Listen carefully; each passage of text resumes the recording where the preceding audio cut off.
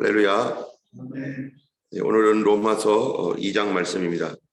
로마서는 이 사도 바울이 로마에 있는 성도들에게 복음 진리를 예수께서 주셨던 그 복음의 진리를 그들에게 다시 증거하는 그러한 말씀으로 복음의 핵심들이 이곳에 많이 담겨 있습니다. 어제는 이방인의 죄에 대하여 사도 바울이 얘기한 그런 부분들이 있습니다. 어제 설교 가운데 다 끝내지는 못했지만 맨 처음에는 1장 1절부터 8절까지는 사도 바울 자신을 소개하고 복음이 무엇인지 그 다음에 얘기하는 것이죠. 그리고 바울이 로마로 이렇게 방문할 계획을 그들에게 얘기한 다음에 또 1장 18절부터 마지막 절까지는 경건하지 않은 사람들의 불의와 그 죄악에 대하여 고발하는 것입니다. 경건하지 않았던 그 사람들, 이방인의 죄라고 말할 수 있는데, 이 이방인의 죄에 대하여 사도 바울이 뭐라고 하냐면은 하늘에 있는 그 해와 달과 별, 또 많은 천지 만물을 보면서도 이방인들, 믿지 아니하는 사람들은 그 자체를 대단하게 여기고 숭배는 하는데, 그러나 그것을 만드신 하나님을 전혀 알지 못하여서 그것을 오히려 우상으로 만들어 버리고 그것을 가지고 하나님을 찬양해야 될 그들의 지식과 그들의 지성과 인성이 그것을 오히려 경배하는 어리석음에 빠져서 우상 숭배로 돌아가고 그 위에 계신 하나님을 전혀 생각지 못했던 그 사람들의 그러한 그 타락된 모습들, 하나님께서 이런 이 타락한 이 인간의 타락한 지성이 결국에는 어디로 가느냐면은 바로 스스로 하나님을 스스로 지혜 있다고 생각하고 높다라고 생각하는 그 지성이 결국에는 우상숭배로 가게 된다는 거예요.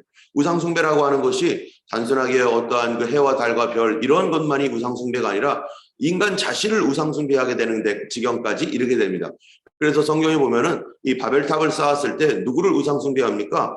바로 이 바벨탑을 쌓았던 그런 니무롯을 우상숭배하고 결국 인간은 끝에는 이 인간을 우상숭배하고 인간의 지성, 인간의 어떠한 그 영광 이런 것을 우상숭배하는 것으로 빠져버려서 이 결국 스스로 망하게 되는 것이죠.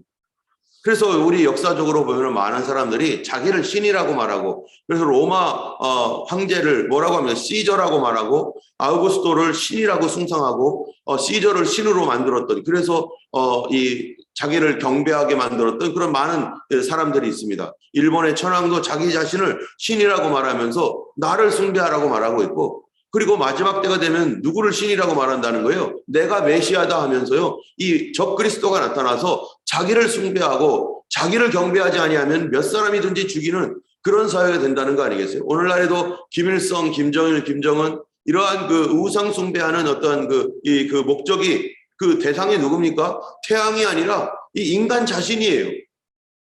자기를 신으로 만들고자 하는 이 그러한 그 존재가 인간이라는 것입니다. 결국 인간의 지성이라고 하는 것이 만들어내는 것은 인간을 숭배하는 그런 사회를 만들어버려서 하나의 자기의 절대적 지도자를 만들어내는 이러한 것이 인간의 지성적 타락, 인간의 이성의 타락인 것이죠. 뿐만 아니라 인간의 이성이 타락하게 되면은 두 번째로는 이 사람의 도덕적 영적 무감각 속에서 인간의 어떠한 그런 도덕성이 하나님께서 주셨던 양심이 파괴되고 무너짐으로 말미암아 어떻게 되는가? 인간을 하나님처럼 숭배하는 그 사람들에 대하여 이 로마서에 보면은요, 하나님께서 그들이 하나님을 마음에 두기 싫어하기 때문에 그렇다.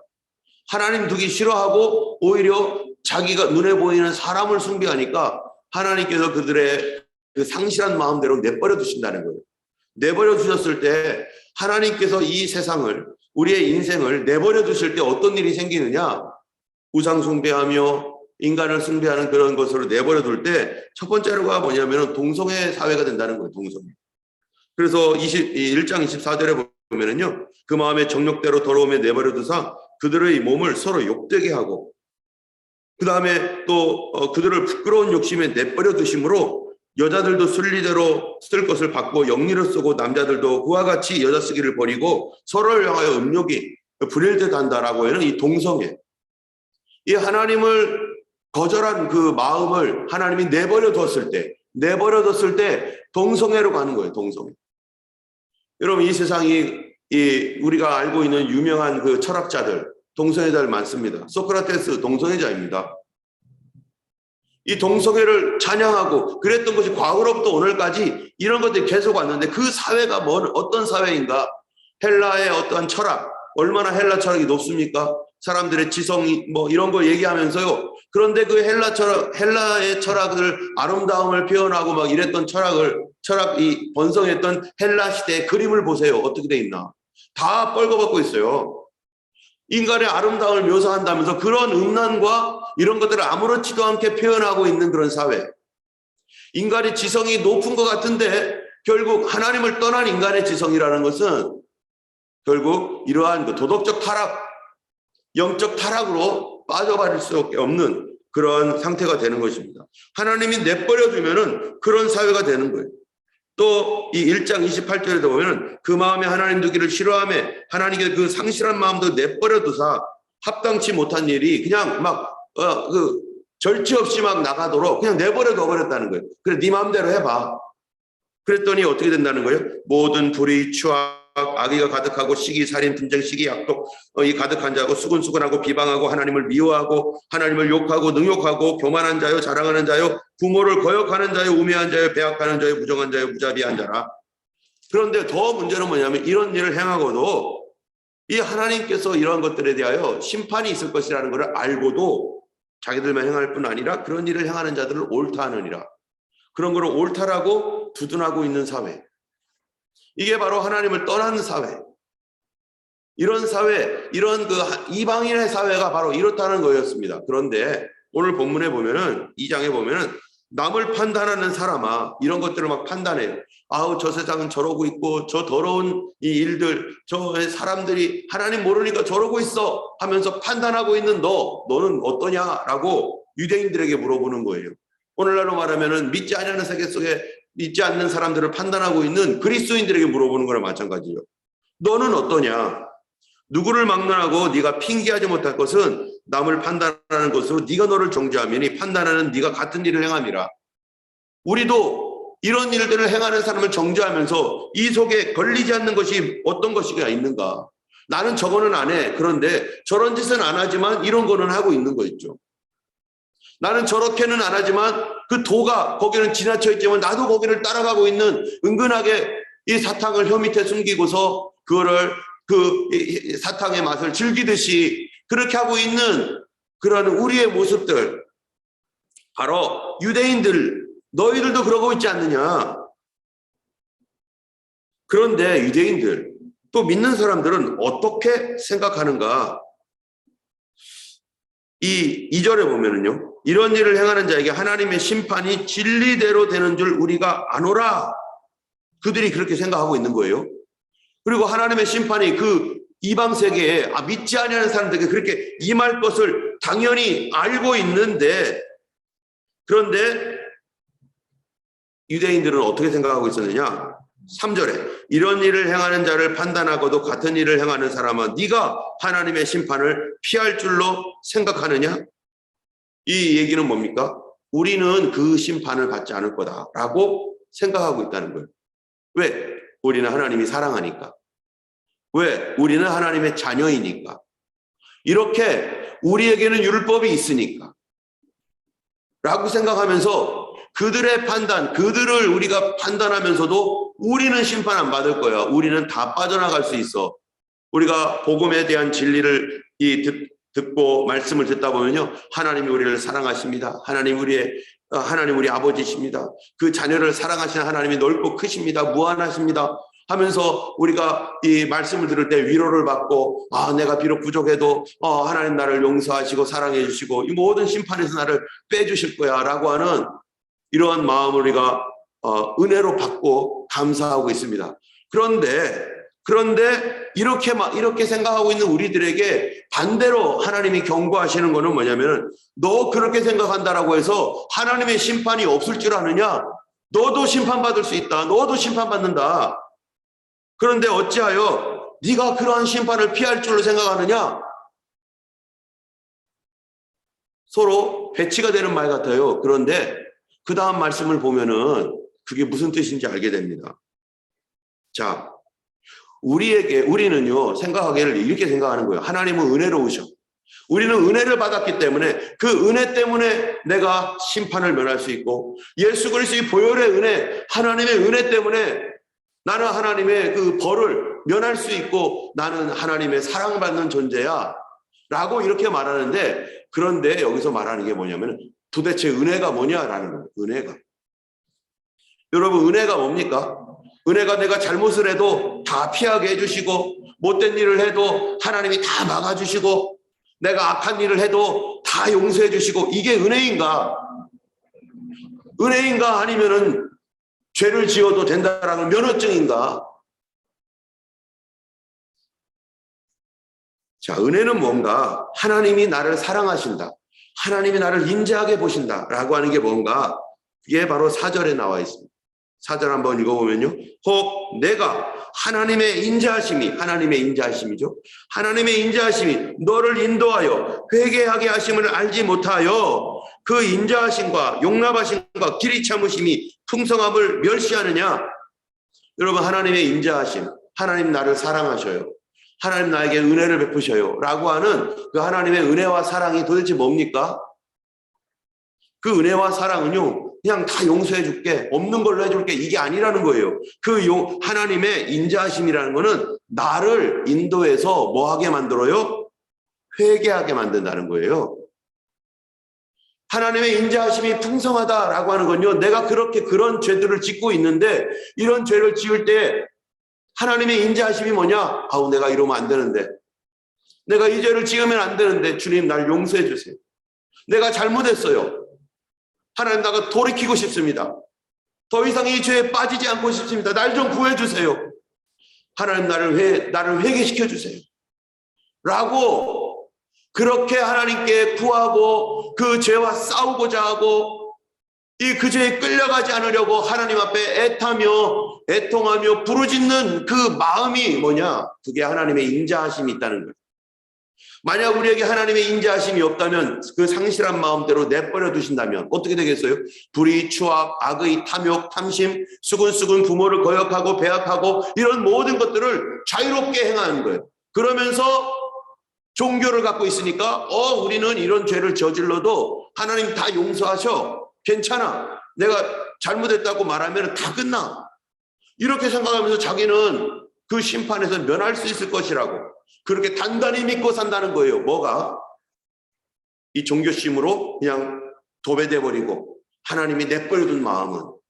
그런데 하나님의 우리를 사랑하는 마음은 그렇지 않다는 거예요. 하나님이 나를 사랑하신다는 증거, 나에게 애통하는 마음이 있다는 겁니다. 아직도 나에게 하나님, 내가 용서받기 원합니다. 내가 이 죄를 떠나기 원합니다. 더 이상 여기에서 살고 싶지 않습니다. 날 좀 도와주세요 하며 그 죄를 떠나서 거룩함과 정결함과 영광과 존귀와 썩지 아니함을 구하고 하나님의 뜻을 따라가고자 하는 그런 마음. 여러분, 우리 마음속에 죄를 멀리하고 하나님 뜻대로 살고자 하는 마음이 있습니까? 그게 바로 하나님의 인자하심이 나에게 있는 것입니다. 죄를 떠나서 주님 말씀 앞에서 순종할 마음이 있는가? 애통할 마음이 있는가? 그것이 하나님의 인자라는 거예요. 그런데 어떤 사람은 그 하나님의 인자하심이 너를 인도하여 회개하게 하심을 알지 못하여, 그거를 모른다는 거예요. 그게 뭔지를, 인자가 뭔지를 모르고 뭐라고 하느냐? 그의 인자하심과 용납하심과 길이 참으심이 풍성함을 멸시하느냐? 무슨 말입니까? 이렇게 살아도 하나님 사랑이니까 다 이해하셔, 이런 식으로 우리가 해도 하나님 너무나 마음이 넓으셔서 우리 다 받아주셔. 그러니까 어떻게 해요? 계속 가도 돼. 이렇게 사는 거지, 인간이 이런 거지, 뭐 우리가 이렇게 사는 게 뭐 어쩔 수 없잖아 하면서 대충 타협하면서 이렇게 살아가는 거, 그게 그래도 되는 줄 알고 계속 밀고, 회개해야 됨에도 불구하고 회개하지 않고 그런 마음을 점점점 잃어버리고 이제 계속 밀고 가는 것. 이래도 우리 하나님이 날 사랑하니까. 이게 뭐예요? 하나님을 멸시하는 거라는 겁니다.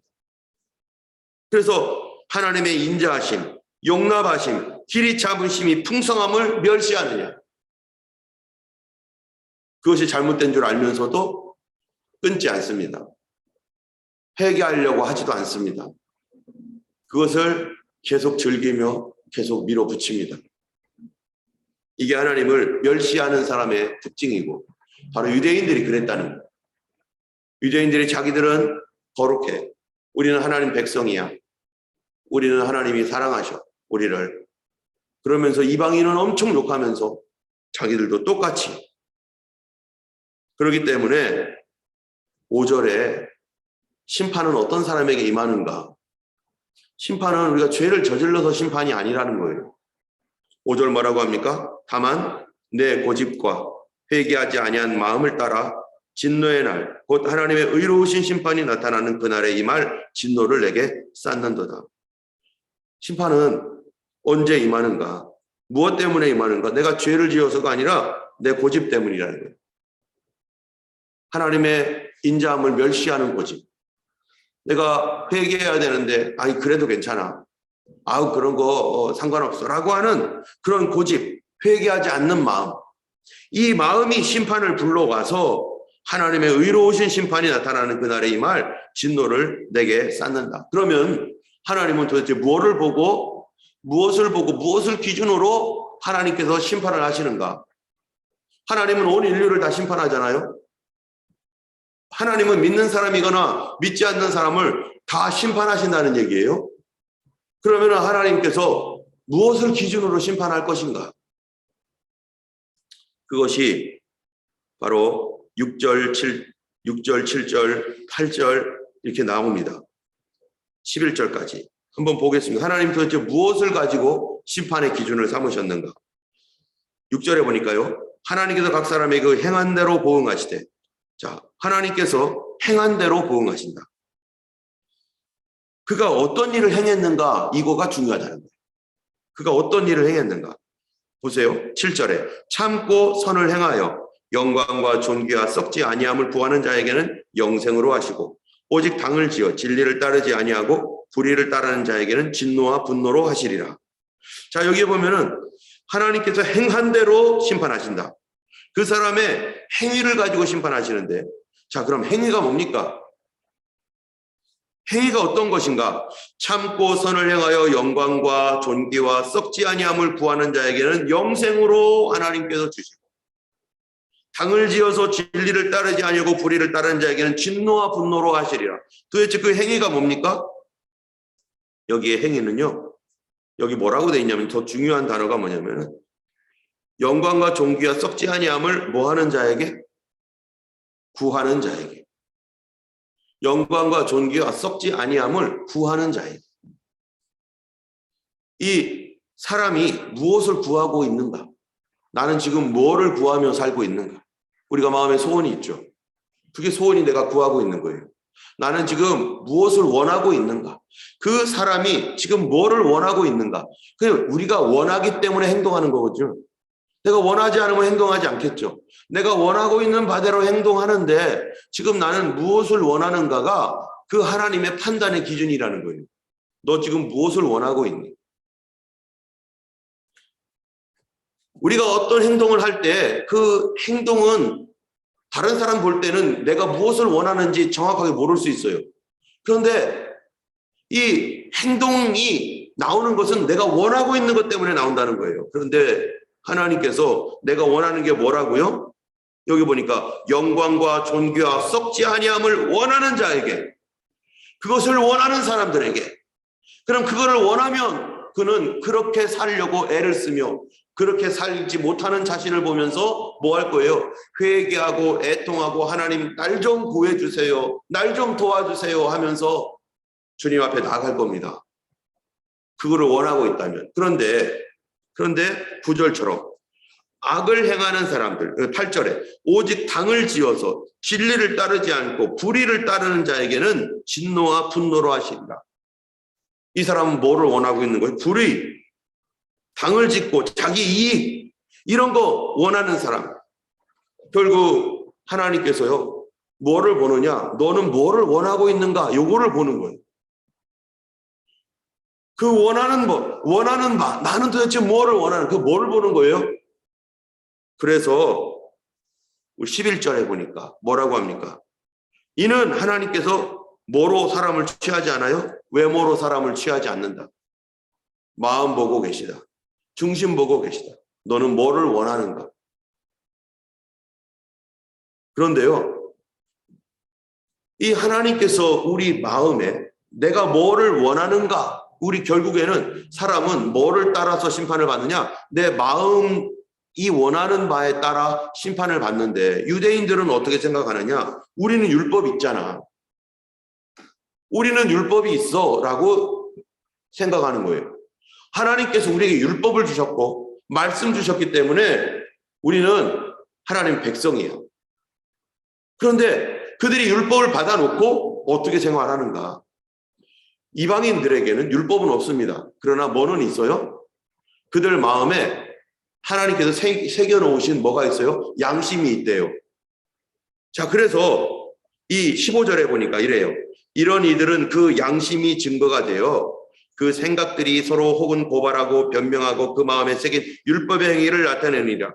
이 하나님 없는 사람들, 없는 세계 속에서는 하나님께서 인간 안에 기본적으로 양심을 넣으셔서, 양심은 마음에 새겨진 하나님의 율법과 같은 겁니다. 사람의 양심이 알고 있어요. 뭐를 알고 있어요? 내가 원하는 바가 뭔지. 여러분 잠언서에 보면 뭐라고 했습니까? 사람의 영혼은 여호와의 등불이라. 사람의 깊은 속, inmost, 깊은 속을 살피느니라. 사람의 마음은, 사람의 영혼은 여호와의 등불이라. 그 양심이라는 거예요. 사람의 양심이 하나님의 등불인데, 내가 양심적으로 나를 딱 봤을 때 나는 뭐를 구하는지 내가 자세히 알아요. 그런데 사람 마음 안에는 양심이 있는데 사람 마음 밖에는 뭐가 있어요? 율법이 있어요. 근데 율법이 원하는 바가 뭡니까? 그리고 하나님께서 우리 양심을 주셨던 그 바가 뭡니까? 양심이 원하는 바는요, 여기 보면 영광과 존귀와 썩지 아니함을 구하는 것이 양심이고, 여러분 율법은 뭡니까? 율법도 똑같아요. 영광과 존귀와 썩지 아니함을 구하는 것이 율법이고, 근데 율법은 바깥에 있는 것이고 양심은 우리 안에 있는 것인데, 때문에 하나님께서 심판하실 때 뭐를 보고 심판하신다고요? 우리의 먼저 양심 보고 심판하신다는. 그건 유대인이나 이방인이나 다 양심이 있기 때문에. 그 양심이 지금 뭘 구하고 있는가? 믿는 사람이건 안 믿는 사람이건 지금 구하고 있는 게 뭔가? 우리는 오늘 무엇을 구하는가? 때문에 유대인들에게 뭐라고 말하면 17절에 유대인이라 불리는 네가 율법을 의지하며 하나님을 자랑하고 율법의 교훈을 받아 하나님의 뜻을 알고 지극히 선한 것을 분간하고 우리는 맹인의 길을 인도하는 자고 어두움에 있는 자의 빛이고 율법의 지식이 있고 진리를 가지고 있고 어리석은 자의 교사이고 어린아이의 선생이야, 이렇게 그들이 스스로 생각한다는 거예요. 무엇 때문에요? 율법이 있다. 우리는 하나님 말씀이 있어. 저 사람들은 하나님 말씀도 없지, 우리는 하나님 말씀이 있어. 이거 보니까 우리는 빛을 가지고 있고 우리는 선생이고 우리가 더 잘 알아 라고 하면서 가르치는데, 그런데 너희들 양심적으로 봐봐라. 너희들도 똑같은 일을 하고 있는 거 아니냐? 너희들 무엇을 구하고 있느냐? 하면서 유대인들의 죄를 지적하는 거예요. 믿는 자들이라고 하는 사람들의 죄를 지적하는 거예요. 율법이 있으면 뭐해? 따라가지도 않고 살지도 못하는데. 그래서 율법이 없는 자는 율법 없이 멸망당하고 율법이 있는 자도 율법 때문에 멸망당하는 거다. 뭐를 보니까요? 양심을 보니까 양심이 다 똑같더라. 그래서 25절부터 29절 말씀이 있는 겁니다. 2장 25절에서 29절에 보면요, 네가 율법을 행하면 할례가 유익하나 만일 율법을 범하면 내 할례는 무할례가 되느니라. 그러면서요 28절에 뭐라고 하나 보세요. 무릇 표면적 유대인이 유대인이 아니요 표면적 육신의 할례가 할례가 아니다. 오직 이면적 유대인이 유대인이며 할례는 마음에 할지니 영에 있고 율법 조문에 있지 아니하니라. 그 칭찬이 사람에게서가 아니요 다만 하나님에게서니라. 지금 복음에 대한 진리를 사도 바울이 성령의 감동 가운데 이 로마서를 통해서 우리에게 말씀하고 있는데요. 뭐를 말하고 있는 겁니까? 율법이 있어도 인간은 똑같다. 법이 있어도 안 지킨다. 그렇죠. 우리 법이 있어도 안 지키죠. 뭐 때문에 안 지키느냐? 내 마음 때문에 안 지킨다. 내 마음이 뭐를 추구하느냐? 영광과 존귀와 썩지 아니함을 구하지 않고 율법이 있어도 그런 거 안 구한다.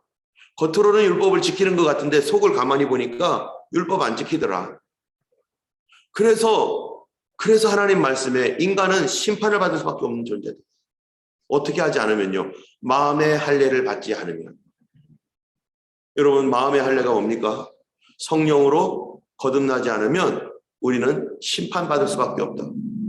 성령으로 거듭나도 우리 육신과 싸워서 항상 깨어 있어야만, 우리가 정신 차려야만 이 유혹과 이 환란의 이 세상을 이겨나가는데, 그렇지 않고 종교 생활만 하고 교회에 왔다 갔다 하면서 거듭남 없이 살아가면 결국 내가 추구하는 바는 하나도 눈꽃만큼도 안 변한다. 율법 때문에 겉으로 변하는 것처럼 보이지만, 그러나 사실 인간은 그 율법을 가지고서도 자기 이익대로 살아가고 썩는 것 구하고 하나님의 뜻이 아니라 하나님의 뜻과 반대로 달려가는 것이 인간 존재이다. 그래서 마음의 할례를 받지 아니하면 하나님의 백성으로 살아갈 수가 없다는 것입니다. 여러분, 우리가 성령으로 거듭났어도 항상 깨어 있어야 될 줄로 압니다. 하나님의 성령으로 거듭난 우리가 내 마음을 항상 살필 것은 뭐를 살펴야 됩니까? 오늘 나는 무엇을 원하고 있는가? 내 마음 깊숙한 곳, inmost, 우리의 속사람은 지금 무엇을 원하고 있는지 자세히 살펴봐야 돼요. 그리고 하나님 앞에 오늘 우리가 아까 불렀던 찬양처럼 주여 주여 내가 비오니 죄인 오라 하실 때 날 부르소서. 주님, 난 죄인입니다. 이 마음이 사라지지 아니하도록 주여 이 죄에서 나를 나오게 해주옵소서. 내가 육신에 연약하여서 내 영은 진리를 추구하고 복음을 추구하는 내 육신에 연약하여 주님 이렇게 자꾸 넘어지오니 주여 나를 불쌍히 여기소서. 아버지 하나님, 죄인 오라 하실 때 나를 불러주세요. 내가 죄인입니다. 이 마음 상실하지 아니하도록. 하나님의 인자가 뭡니까? 하나님의 인자는요, 회개할 마음입니다. 돌이킬 마음입니다. 주님께로 다시 돌아갈 마음입니다. 오늘도 성령 안에서 우리가 오랫도록 끊지 않고 있는 죄악이 있다면 주여 오늘도 나를 불쌍히 여기셔서 나를 돌이켜 주시옵소서. 뿐만 아니라 우리 가족들 중에 아직 성령으로 거듭나지 않고 교회만 다니고 있는 사람이 있다면 주님 불쌍히 여겨주셔서 회개할 수 있게 도와주시고, 믿지 아니하는 가족들이 있다면 불쌍히 여겨주셔서 그들의 양심대로 심판받을 때 그들이 분명히 영광과 존귀와 썩지 아니함을 구하고 있을 것을 알고 있습니다. 주여 하나님, 마음의 할례를 행하셔서 예수께로 돌이킬 수 있도록 도와주시옵소서. 우리 하나님 앞에 오늘도 회개하여 돌이켜지고 또 그러므로 말미암아 하나님의 은혜 가운데 살아갈 수 있는 우리가 되기를 주님의 이름으로 축원합니다. 기도하겠습니다.